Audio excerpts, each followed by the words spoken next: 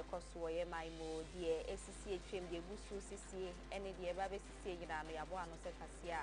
do hwe ba kontemu no ye de ba be sonsa kan kase ewo KFM TV kasanfo nyine eda eso medase bebre se wenya brenia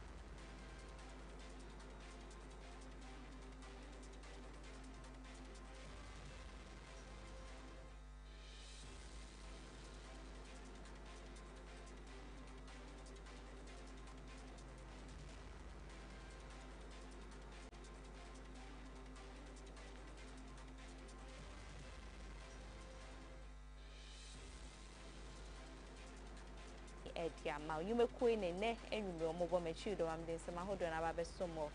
sa kan kase o KFM TV eso nsem ne doso na de edi mo akotini bi enie ene de yebekọ eye Ghana mampani His Excellency John Dramani Mahama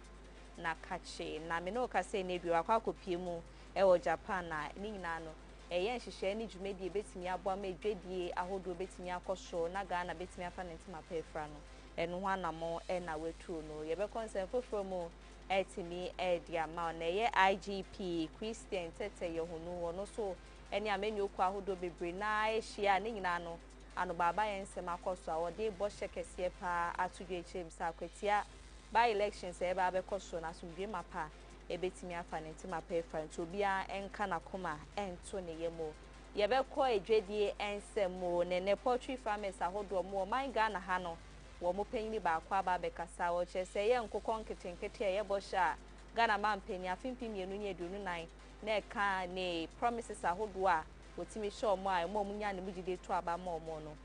eye bosumi etwem na nka wo se dwumedie ne hihye ekoso ma hwe animu ano wo mo nte fin so mo hwe anim sa ban no ebetu anamo afa ye bo sha wo hye wo no mehu a nchemu wo ha na enwumei obeti ebekọ eye enigide ensemo edia ma wo na eye bisakede nyom brother wo de baaye no eye Professor John Collins so aba bekase echem se na nyom no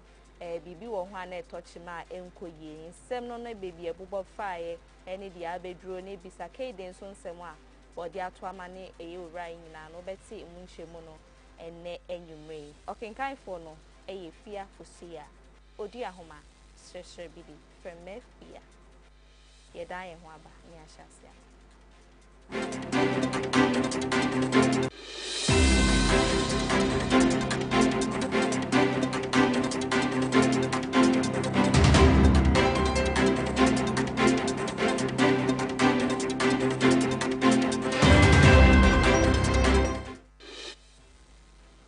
Sanda asemu akwa babi mfambra KFM TV eso ne nwume yenhye nsem na se emfa ma odia yekopiemu wa akwatia ne mpotemu no wo prie mantemu no ebrebe adwa se onmunyafo NS yakomi ano yemrahye bedwani ma adehia wo ho no weti nananom ewo ensi edo no eye abato komisan ne yenhyehyeye a ne nyina no omde niema egu akwemu edi tu dwa chem se September bosumini de tosumienu no ena by election no besan so akoso sebe ya ometimi eyi obi amanage na eyi owra ya na emu ene yetu ye ni aye hu no bi emu no nenumu ena openyi a ono eye director of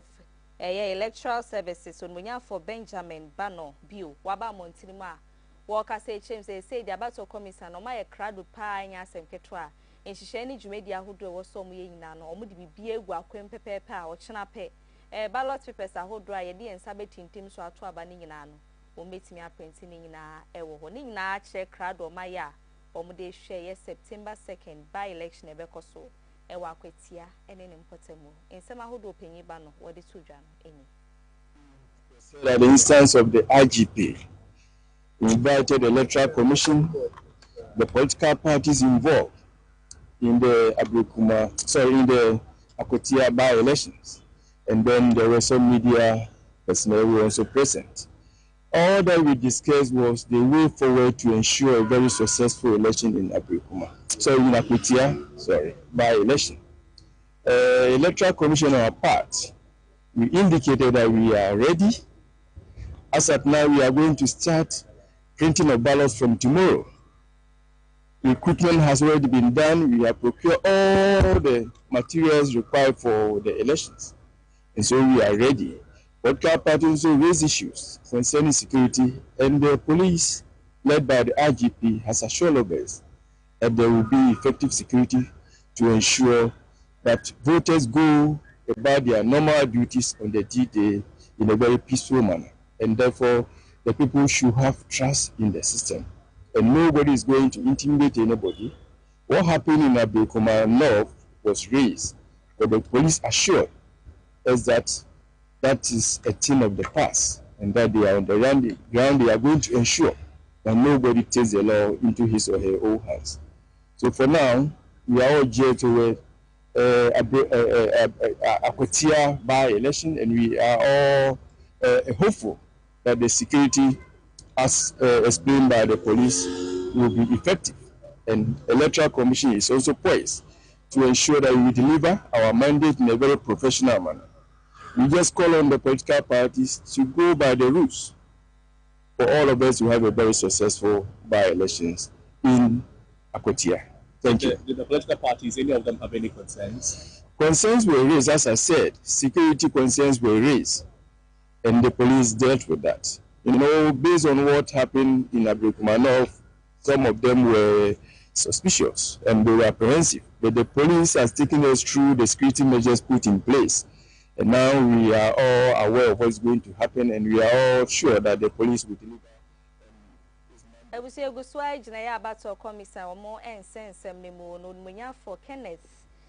Samuel wono na ye panyi kwanhwerefo asisi a wakote ameni okofo for kraba ye friend no Action People's Party APP na enumu no che say ya akwati aba election e ba bekoso no wo musu ejire mu dindindin pa enya asemketo a wo che say ube o man Ghana ha obi abre ne MPP ne NDC nto mo so e the All People's Party na ba ni nyina na e ba beboa pa amampuntu yuma mapa itimi akoso e wa akwatia ene ne mpotemu a eno eya arenhyemu nsem e yo ready aba beto montin ma wo che say de ekoso no pa de wo mo ewo akokoduro pa o mbedi nkunima enya asemketo akosan so kyerem say eya bambo adwuma yekro no wo mo so de atodwo mo kyerem say bambo ho nsem de e beyire say itaria Ghana di hye nyina no wo mo ntimi nka wo makoma ento wonom eyem wo san say de si ye binum ewo Ablekuma North ne mpotemu a enam sma bebre kra prae no eno ayehu e de ahye Ghana di hyem nenso sene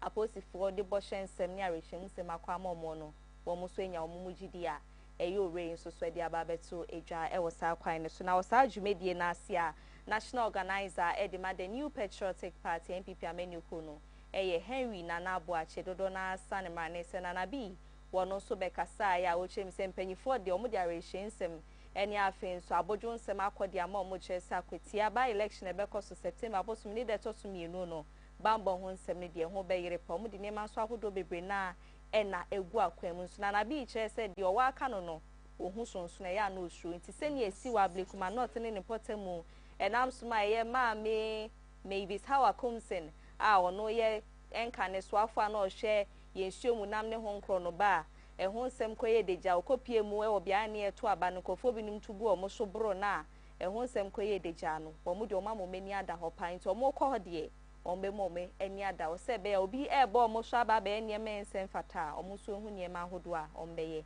e wo sa kwan no Henry Nana Aboache ne nsem no eni.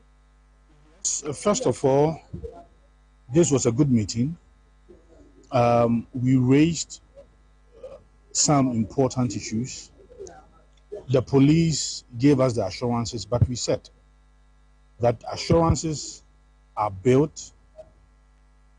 on confidence. We also expressed our dissatisfaction with the conduct of the Ghana police, especially in the recently held rerun of about 19 polling stations in Ablikumanov. We said that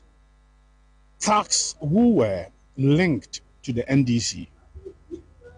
who caused mayhem, their images are all over, the videos all over. And as we speak,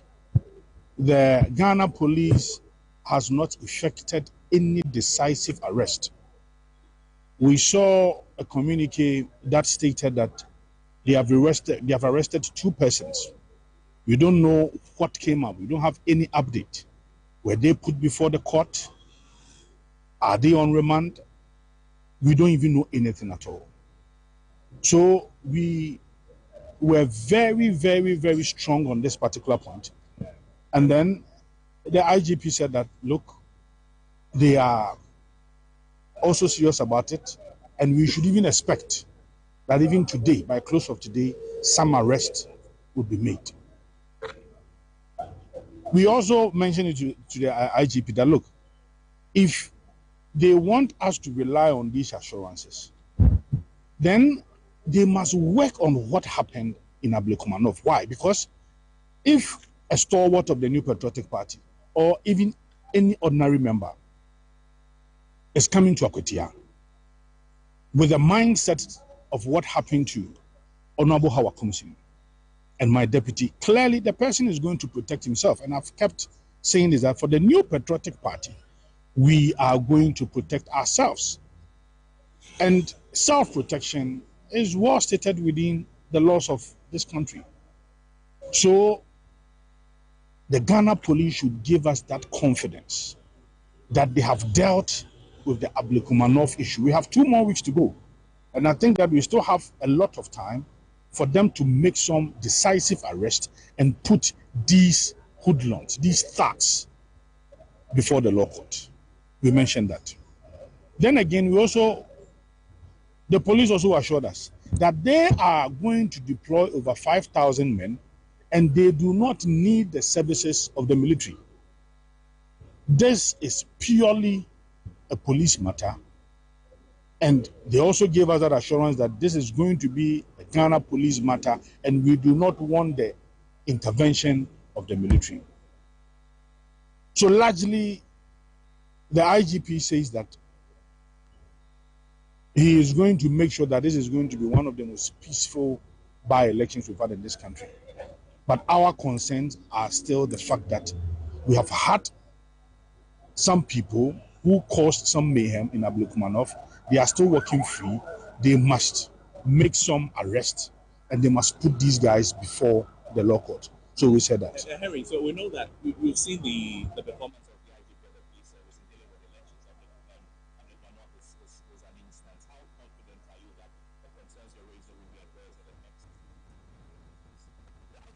Ebusianti ento ansem ne so emfa ma ne eguso agina ye nhemudi ahodo a ye bambo adwuma ye ko man Ghana ha omani amani ko ahodo ni nyina ehia ni nyina ye eye by election e ba bekoso akwetia eye ahoboa ne ne ma ahodo ma ye de egu akwamu no ne nenam so emo rebi e friend say Kingsley Asamoah wono eda All People's Party no ano no wono so kasa ya wo chem say omo ya amani ko foforo kwa wono ma ba nenso mo ogidie mapa so metimi edi nkunim ewo ye September bosum ne de to so mienu by election e bekoso akwetia we poye mantemu no wo chese Ghana for brand PP ni NDC for ne de e brand e wie dru so mo to aba no etimi de mo na niema hodo e beboa man sakraye mapa akoso we poye mantemu no etimi afa ne ntima pa e de for science so shame se bambo adwuma yeko na hwo mobo se bambo ho nsem ne de e be yire tare pa intade hye nyina num su e fan twen ope onmunya for Kingsley Asamoah ni chemo de mai no eni. You always know how they play their games. All the concerns that was raised was previous concerns. blame games and other stuff, which was boycotted because all of them are victim to whatever happens when it comes in terms of by-election. And that wasn't the reason why we were here. We were here because of Akotia. We want how we are going to fight Akotia and how we are going to deal with Akotia so that those previous things that what has happened previously will not happen. So we deal with the Akotia, and the police has given us all the guidelines. So from today, anybody next week, anybody who is entering Akotia should be very careful, whether you are carrying arms or whatever. They are going to almost about 33 checkpoints before you get to Akotia town. And the police have assured all of us that this election, all the regional commanders in Ghana are coming, and they are going to be in charge of each polling station. And each polling station will have almost about 10 armed police officers. No macho man in that perimeter around 100 kilometers away. If you are a macho man, if you are a political party leader, you can never come there with your macho mans. Only those people who have invitation or who have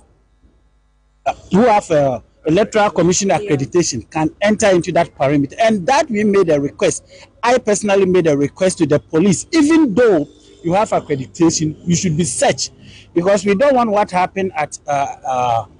Abrokumanov, like how Akumsi were carrying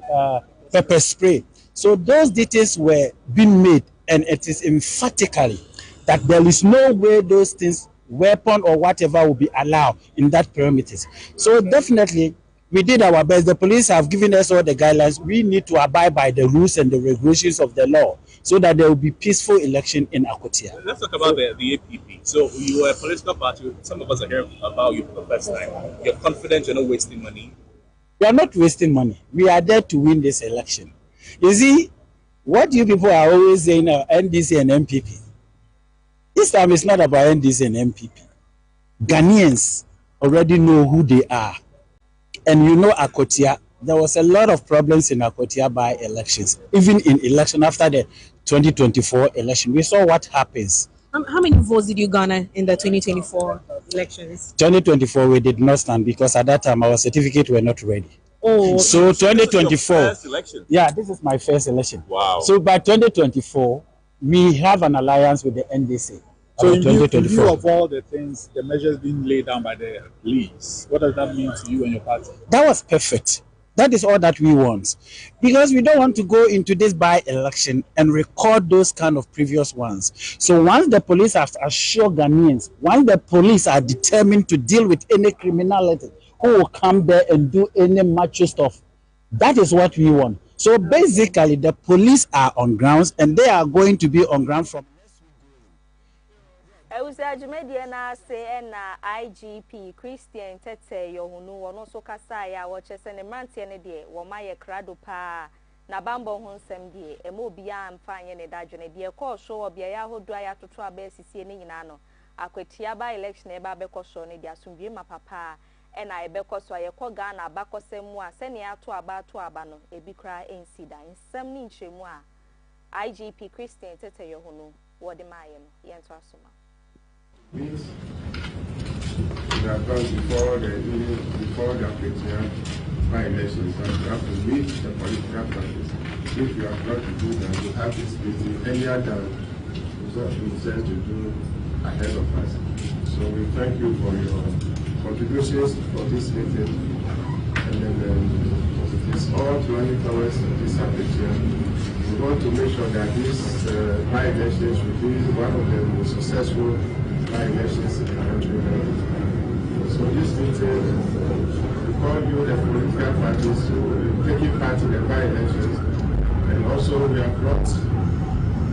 the EC because they are the people who conduct the elections. And so there are things that you may like to ask. There are things that you have some suggestions you want to make. There are things that you feel that you have to let all of us know so that we prepare the grounds for the elections. That's why the EC is also here to throw light, the do's and don'ts, the conditions we have to follow. They are also here so that if there's any political party that feels that there's something that has to be done that is not yet done, we can all put our heads together to make sure that those things are done, and then we have these elections coming on very peacefully. So we thank you. For the media, we want you to stay down at our executive reception and wait. When we finish, then the political parties will address you, and then our public affairs will also give you some feedback of what we have decided in this meeting. So we thank you for coming. Ebusiaye kwesi adano enonmunya for Felix Kwachi Fosuah Oduahoma edi frigana mampeni akache wode nkrata free hobaya wo chemu se ehu behie yi se Ghana mampeni to anamo ani nyina no kwakopi mu e Japan ena afen so Singapore maino emu ni nyina no eye dwumedie ne hyehye ya mpanyifo ekwakoya ahwaboa ama eba ne yedwedie hu nsema etimi afa ne ntima pa edi efra na kwesi adano ena wo free o man Ghana ha me no kase ne dwe de wakwakopi mu Japan a eno kwakodi nnamiensa ewo ho a ni nyina no dwumedie ne hyehye na no mokwakotina se ato adwen no mehu biaya ahodo a eba ne yedwedie hu nsem a wo mo de fa bibia no betimi akoyi na ewie mudie empanyifo nso aye krado pa ma pa wo so age no fel so a ni nyina no se ne betimi aboa ma bibre mu ha man no eba ne yedwedie a etimi akọ nani mo sa kwan ne so no nyansa ni ba akofo tim na eye tikru nso nkwa agina no empanyifo kwa akohiem na chese dwumedie ene hyehye ahodo e wo so mo digu akwan mu no wo mo etimi aye ne sa pepe Bryce Excellency John Dramani Mahama kopie mu e wo Japan no yento asoma.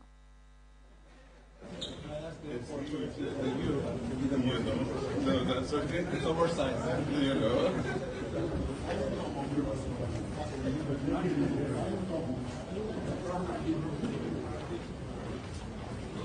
It's time to walk. And go downstairs. Yes. I'm going to review. Okay. And Everything is ready. And we go to your phone. Kenya. Yes. Thank you.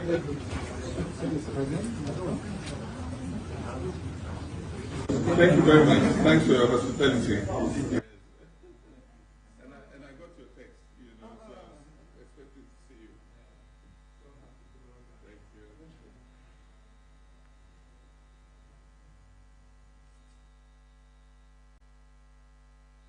Ebusiaye free sansem ni mo ani ento aso nkwa asue ye hwe yakwento ho nsem o man Ghana Higher Ministry of Foreign Affairs almunya for Samuel Kujeto Ablakwa wono ye soafo a woda ano ene ode nkrata aba montiri man nkrata no aye kokobon nsem no de kwa Ghana adi hye nyina sanse se obetie yesi obi pese wotu kwan e ban ne nkrata ho nsem kan na obehwe na chese ya twene di misika no wode akwa akohim ne nso fa so de bia no entimi amba ho edi ama na nam so amampanyifo atena se ato adwen hu se da bi e wo so moba montiri mu na omde kokobo kese pa ko Ghana adi hye nyina sanse ebi no mo ho a wo mu nim se o mo fa sa kwan we so a sei ene betimi ewie edi ama wo no nti brani abra no no mo de musika kohyemu a wabra efa so bia no entimi emba ho fa momo na mpanyifo o che se wan kasa betimi ayo bibia ewu hia eye middleman bia na sempo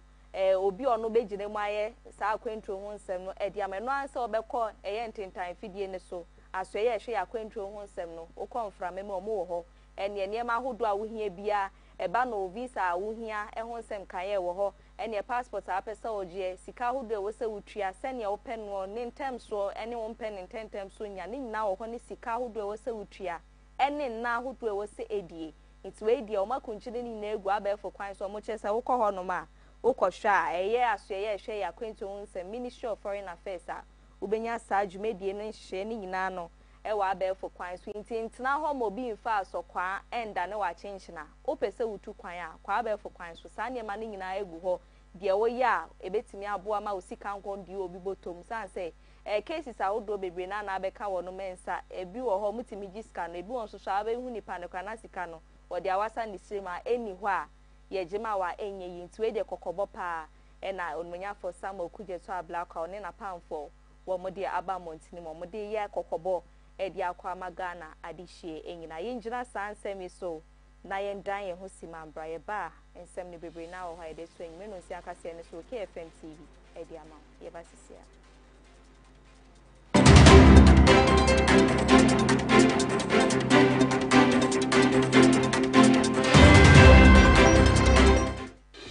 Fofra aba edwaso ni o yanom ehyen a use fuel we so yensesa oil ne wo hia ene ni key ehyen egumechi nyina eye lip moto Giomi anase nami eyemu bia won sabeka wo KFM Limited e wo Ghana ha lip moto abefu kansa abi yanom emwedene sanso efe wa hwe interiors here ka here me timusisi ya ne ye try no lip moto e wo 3 modes of driving obetimi a switch so open temo a obe na sports mode so person will save you battery obetimi use economy mode na so wo pentem na wo pe wo normal riding so a your friend standard wo charge your battery within 6 hours e betumi do akokomase aba metre 310 kilometers enti woni how obetumi so the 3 hours fast charger a charge na mana you full bonama na akokomase aba say no me try the aka no Giomi ni awo hia ne key make sure say key ne ben wa wo hwese na interior on etie na black and white papa so no FSN yo wa hwe screen tentin e bo ma hu car no battery aka na ma hu mileage nso wo so we so de etu kwan 320 kilometers and sana was a charge ubetimi a charge na 6 hours fast charger ya 3 hours abefu efidie yenso ubetimi a drive no in 3 modes a standard sports and na say economy so wo pentem to say me a yanom choose sports wa say ubetimi to kwan fi hakokomase ama wo battery ni bi so aka because a 320 kilometers wo charge na 6 hours ubetimi nya full battery na wonya fast charger so 3 hours per you're set making sure so okay ni ka ho nya sa wa kem ubi e do na start Chili Giomi black and white makoma swat man san ka de yen check the aka no yeah no abefo de ni mu ba ko ni o de awunya no key making sure so key ni ben nya sa wa kem wheel no efe leather na ewo mu no so dance eye gray ni yo ma hodo mienu de ni hakakra ene de mu odu esanso wo screens mienu we e ma wo information ahun wo car ne ho nyina ase besia bonum papa your friend entertainment de awuhia no ane e bes ubetumi so driving in 3 modes just like the others standard and I say sports so open tema car we so e betumi etu kwan akokomase aba 330 kilometers ichema udu kra betumi jesi so no obonyum kakra ansa na edu wo charge na 6 hours no so betumi so charge no 3 hours if no fast charge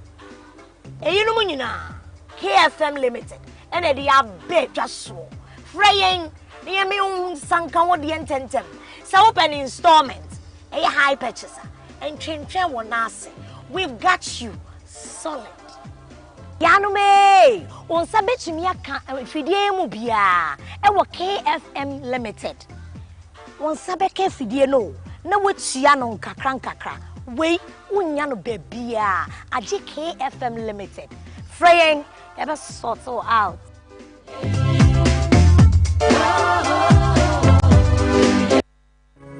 yo amafo ene yemama kwaba e de ba e KFM musical shop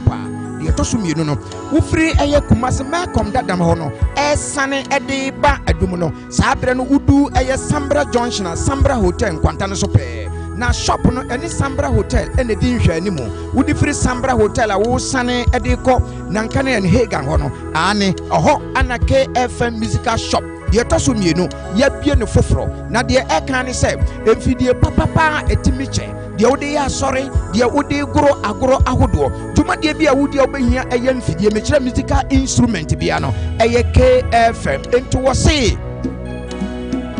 Ghana muntie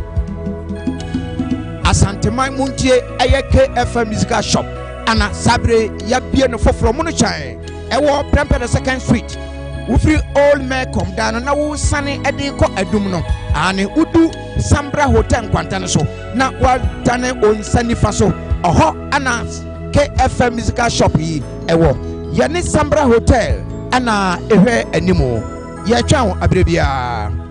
gina mese se be ya proud ana se me ye dwa free Kumasi Edum KFM instrument store obi bisa sa se bro men fo dia what to no woni si da what dey near my papa ejina wonim na what to no say yes what to no bibi aka wakoma ni nyina free KFM instrument store Kumasi Edum so mi jira na me to no ma bitimi nya ho me ka fi se fi papa mu anim na mi jina no wo betra ye ko ma ya do se kana twananka kana ensemfu ayi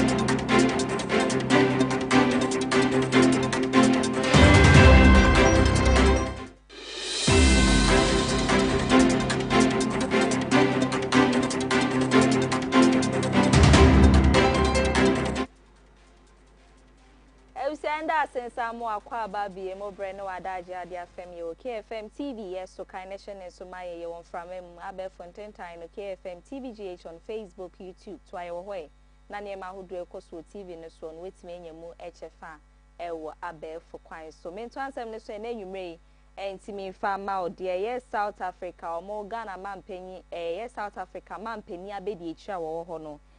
John Holfi me no ka so ababe piem o man Ghana ha Nina na ye dwumedie ne hyehyɛ ahodo betimi aboa ema Ghana enkan kro no etimi akɔ nanimo na afa nso ayonkofo eda ye ne wo montamu no bibia no betimi ejera namo so na woni eye gamanche ken takite ikochu a no to so mienu ekotwetwe nkomo ahodo na ɛhɔ no de to animu se nke hu behia ye se bibra man ne nyina no ye benya sika eba ne dwedi a ye betimi ediedie ne ya ye die mu no ye betimi ediedi dwasa se bebre na tukwan ko obi man so edwedie mu no obi man so sika dollar ibi na wo mo etimi edi tua niema eni afen so edwedie ne di mu tintin ba ti ko be se ye die mu a ebetimi aboa ama ye sika sem ne so etimi akoneni ni nhwe mu no eni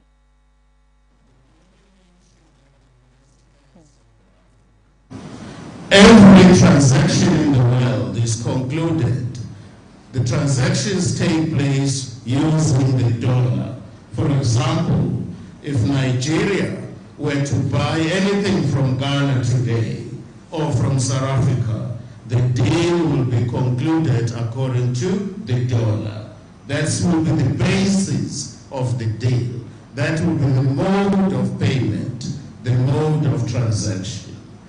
Heavy reliance on the dollar has led to a situation whereby African countries, in particular, continue to depend on Western countries. I will say until this answer me too, Jari Yepe and Nagamanche Ken Takite Kochura, no Tosumi, no Sokasaya. Watcher said, ye, Mampenia Bedi Che Ken, a who ye pan, a Kobasi ye tran among Elsa Quaineswa. A bet me abwa, I may be Brahma, ya yonko Fanny Sikasem so, etimi akonemi. Fact that we need to come together socioeconomically to build Africa and put it on the world map. That we must tell our story one more time because the narrative has changed. We have third parties talking about our narrative, talking about our history. It's about time that we tell our own history. Your reflections of Africa's economic future on how we can trade and grow our own terms touch on something very vital.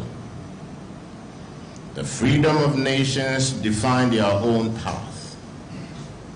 Thus, what you have with BRICS. Ghana shares in the same spirit, and we applaud you greatly for that.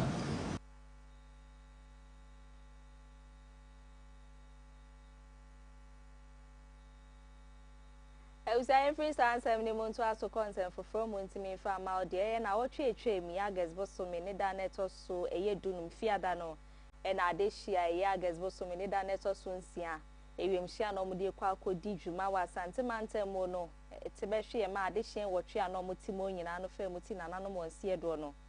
a ye fiadano and I moon sia cano ye kope wonom krabre mienu ana muslimifo ni ne kwasi ada no ene etimi esie wonom na yiyo na se no Ghana mampani gina esie ni apaso de nsem bebre na atu dwa echem se ye mofra wonom eja wo machire no ehu behia yie pa se ye bofotro bi ede to ho masa emofra ya ema brabo no mani enkoye omo ya sanse omo ana mani do omo so hwe omo no eno ena sisi omo eni obi ma ba mo wodi na pakan aba be fo omo no nti yiyo na se na eni ode sa foto na etro ho kra o chese Stanbic Bank credit sika no so mo 500,000 Ghana cedis enka ne sika 5 billion ena to sa foto ni ma eye mpanyifo so de omo de bebre na abeka ho a ye koye ni mu no ebetimi abo amofra no na abo wonom ho ebra ye no ka se na edue de mpanyifo de aba beto montiri mu a womo chese sisi a sika no so mbo 2.3 million Ghana cedis ena ye sika fitifiada na eba besi ene ebrada no akika bo me ye sika eno eda fotro no emu na Dr. Valerie Soyi wono ye senior presidential advisor na chese Ghana mampani ne fotofo eba ne se wonka ansema hodongu na sum na omboa ntutu na namonsi ya wono enedi mutintim bo na ede betu dwa wo chem se Ghana fo aya ade ye pa eno enya asem keto na wo che se ko bi ti se Procos GH Limited wo musika ka ho bi afi GB Foods Ghana ye fi hon so aye Sanda FM Manufacturing Limited and afi ye Quantum Oil Terminals, Quantum LPG Logistics Limited, New Gas Cylinder Limited, Quantum Terminals PLC, Ghana chese eko ni de omodo so pa bebre na ene de omode so akwa akogumu a wo chese kokoko ne botoa ene omugusu anso eje ene Oliver asks for more mofra ne do so abrabo mbebo nso bebre na nyendu bebi ebi kra ye mofra sika ne de omuhia bebre na ebetimi aboa ma abrabo mobo na koyi edi amount we de omode na asie pa na ekwa ma wo mu asisi omudi bi atumu nyina wo mu da asie asan so achese bebre na engusua embra bi ma eno ho nsemo eno no ebusua mi free hwe na men consent fufo mu entimi enfama wo na Ghana ha oba ha no ma bebre na ewo nsem bi omoka ede fa ye dumja adwuma yeko no eho wo mo chese ni obekokra omo offices ahodo omo di omdada adwuma na omo tete ho miemia phone so bekokra na ebi omada o da chese adwuma omo ye ne kra omo ehu omo ho ano asede omo de Ghana de hye binum edi agro na sansemi ankofo keka ewo montini mu mframemu no akwa koduru omakachi a eye openyi Roberts Odamton waba montini odom eye dumja adwuma yeko no waba montini mo chese de bi se ne Ghana de hye binum ehu se omo tete ho sa no wo se de bi entisa na emom kra akọ obi man so kra na wo be kodumja adwuma yeko no wo mo te ho a omaye kra do se bibi beba ma makwa akodumja na se omakodi omdada adwuma ntene ludi ne honkro no benyina na omo ebo nti sebi ohun so omo te ho a enye se sebi omo te ho kwa omo ni hwie na so no omo ye ne ma hodo a omo keka boma ebetimi abo ma omadwuma hodo omo ye no etimi edimu nti o chese mo amokasa asemi nyina no nokre bia eni ento aso no eni bus station na hu se omo te ho ebo ludu edi agro bia they are just a sect out of the whole service wo mo na omo bekwa kwa ye adwuma ena eni so moving ti ena because e was a car no face main road no enti wo bia atwa mo obehu se car ni ena wo mo nkodum ja no wo mo ni enti enya asem won bia wo hwe America movies fire movies ya omukra omubo ludu ni Spanish sing wo mo ba omo titika no ho no mo set table no mo di agro bia be keep omo eni Eusayen free when I am concerned for from intimi and farmer war. Na video be called viral war in time video no eso na me boy room there apomodin and sem na me de to aso Ridge Hospital no nkraman sem ha no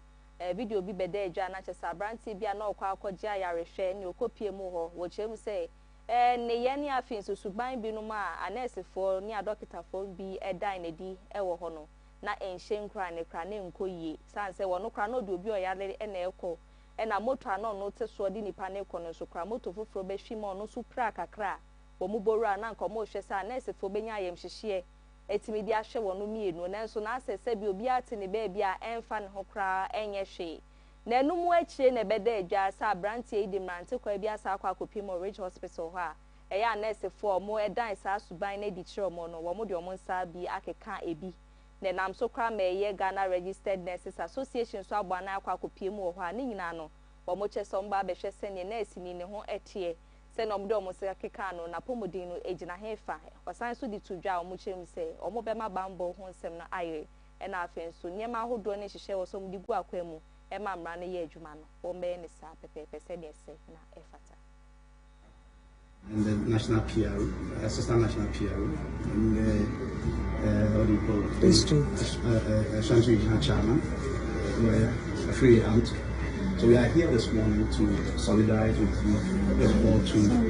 visit you and see how you are doing. We have already met management. We've met the hospital director. Thankfully, the regional director of health services also joined the meeting, and we just finished with them. After seeing you, we will meet all these midwives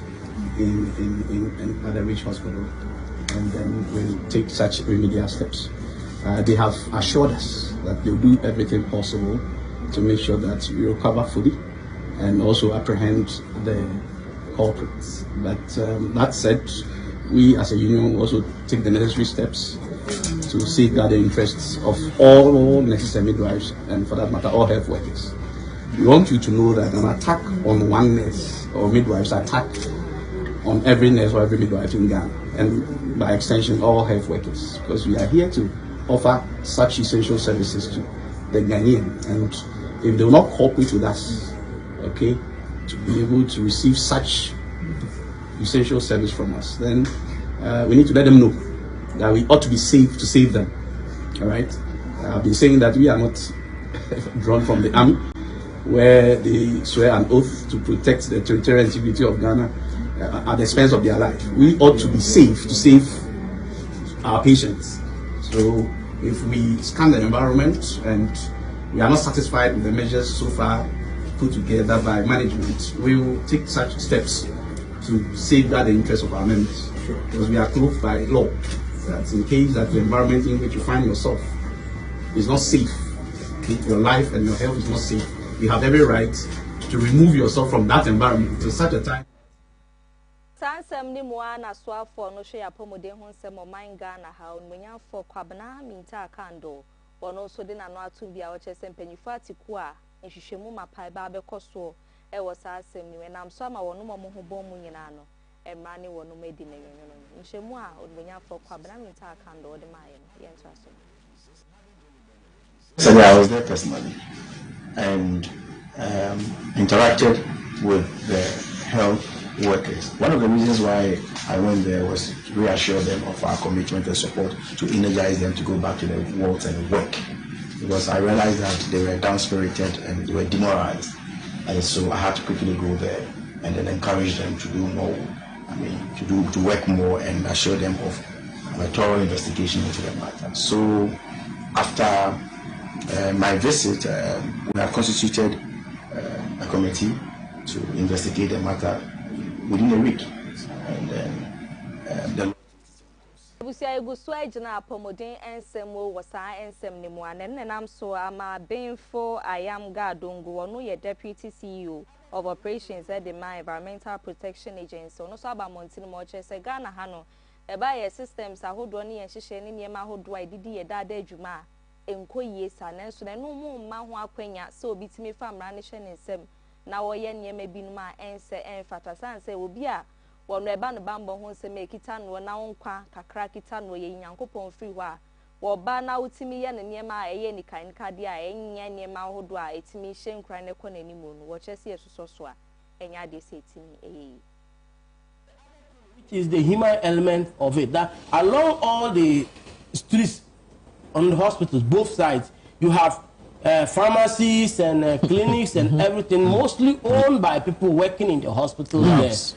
and labs. And when you get there, they tell you go and buy it. And the go and buy it is creating demand for things that they are selling. They direct you to a particular place to buy from. People just get to see this, and it only heightens the anger of a relative that has brought somebody at the point of death, and you are seeing it as a business opportunity. So they get very angry. But I'm not going to discount and I'm not going to defend any health worker here, because some are very good. I can tell you some dedicated to your work. But you get to the clinics and you have nurses having iPods on, or what do you call it, earbuds on, and on social media And when you are calling, they think you are a distraction. And this is where you have some people overreacting and doing things that are not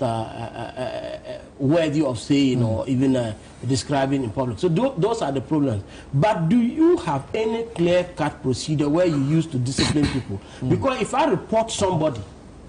and you do nothing, then they report again, chances are that people will take matters into their own hands. And that is where we don't see our health system being responsible and accountable to the people. You have people violating their code of ethics, their code of conduct, and nothing happens to them. It is taken as business as usual. So people get abused, and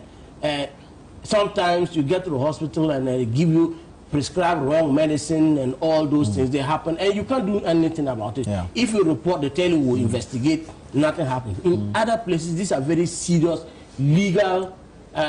this will have very serious legal ramifications if you do that. But in our system, those procedures are not well developed, and that is why we have these problems. But regardless of the problems we have with our health system, no one should take the law into his or her own hands, enter a health system, and attack somebody working to save lives. Sometimes they are overwhelmed. Their salaries may not be good enough, so they have to combine 3 or 2 jobs. They work from this hospital, go here, when they close. So they are already exhausted. So the systemic challenges make it very difficult for them to respond the way we want. But that is not to hold brief for any health worker that is unethical. Sometimes they are really disgusting to watch, especially if you have a patient or a relative needing support. You go and see people lying down on the floor there, and the nurses are taking their time and walking, and that is a key challenge here. So I agree that yes, we need to punish the culprit, but we also need to do some soul searching and make sure that anytime we commission a hospital with all the pomp and pageantry, we make sure that we put inside it an effective Adongo eno no tu mamonefo na otu eye jamna sofo send ye nipa onu di omo sakoke kan nurse for manya ade no wo chesa nurse for bi no so so omo ho jepa nti panyifo nhwe na hwehwemu mapa nkoso sansem no emu ye nyina so e na ye ndan ye ne ye ba ye bo eredwedi ensem.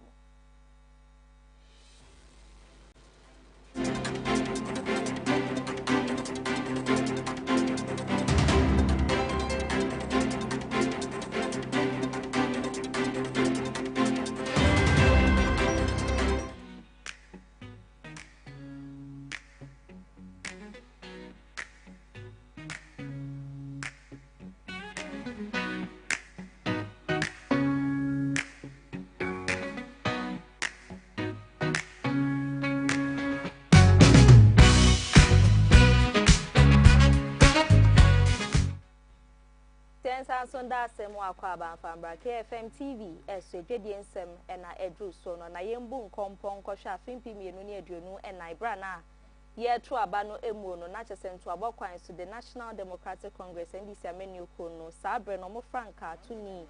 His Excellency John Dramani Mahama ni wo ye Ghana mampanyi no na wojina apaso bia ne nsem ahodo a wakunchiregu eye nkrata so ye manifesto no ebia na eka ho no ne say ye nkokọ nketenkete no oba obetimi di aboa ama ye poultry farmers ahodo mo man Ghana ha no mudwumedi ahodo mo ye no etimi akonenim ebeso beboa ama ye adwuma ahodo etimi ebusuo sika bebusuo ama obi abrabo no etimi akonenim sanse ye hwemu a ye nkokọ ahodo a ye krafi obi man so bepie mu man Ghana ha no sika no sumu be say $300 million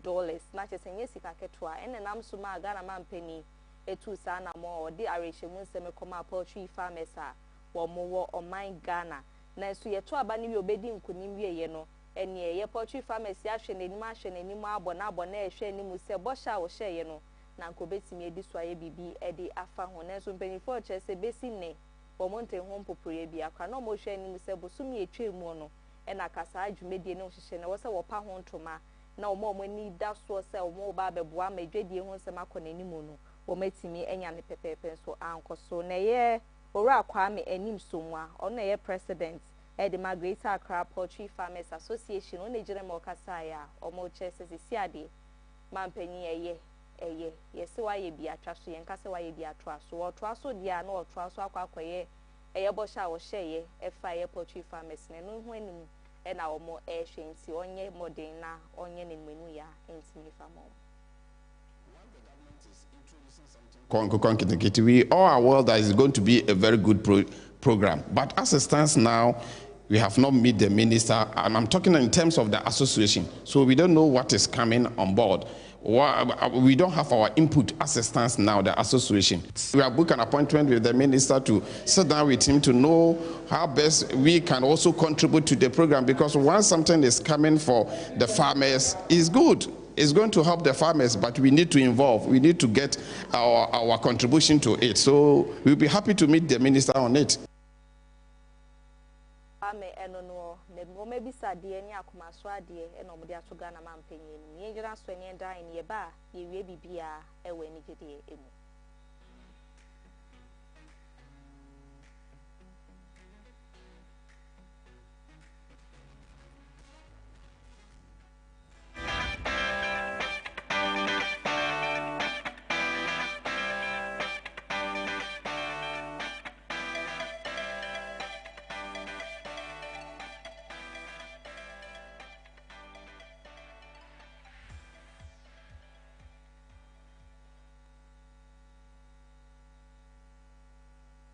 Ebusenda asie ne ewie nsem ne nyina we ni gidie mu fa ma odi ayenko bisa K-Day wono ye high life artist a wo man Ghana ha yenko na kache na enche bia no penya ye friend is Professor John Collins oba montini mu a wodi nsem bi betu dwa edifa ne nyum brother obo na fimpi mienu eni dunum no emu wo kire mu se eye guitar ana eye hu nsem kaye ne afi ho nyum to ni mu no ye take kakra wo brother no wonu echemi se wo fa free baby a wode ebeka ne nwomto no eho na enumu ene ne bie bisa K-Day nso aba montene ma wo che se debi ne nwomto a wo ye no ene se ne wato nwuma ba bedu sampempensu yi ne nwuma a wato nyina no eye kroje wonko fa bi wo baby mfa mbeka ho nyi bi nkoto baby debi ne nyina ye niema ahodo no ankasa tena se na ene okunchi niema ahodo ne gu nkrata so de ba montene mu na se okofa guitar signed wo baby ne ho nkro no ba nyina no watwa mane yon munya for Collins John HM said debi no krabia anymore na ne nyuma wotro no kroje fi ni keka ye bia anywhere no so ni anu ya bisa K-Day wow no high life artist o my Ghana ha no wode sansem na call ediama ora John Collins yenjira sansem so na enenwumre nseba hodo eboabo no se kase ebe so mo no ye fa ni nyina no embra ewieye asana no yenda KFM Musical Center say Talent Microfinance and afi dadaba take up say Breni Abrano wo mo eboy chudo but can kai for enyi Afia Fosuah Oduahoma Sresrebidi from Afia madasi ama omo enifenity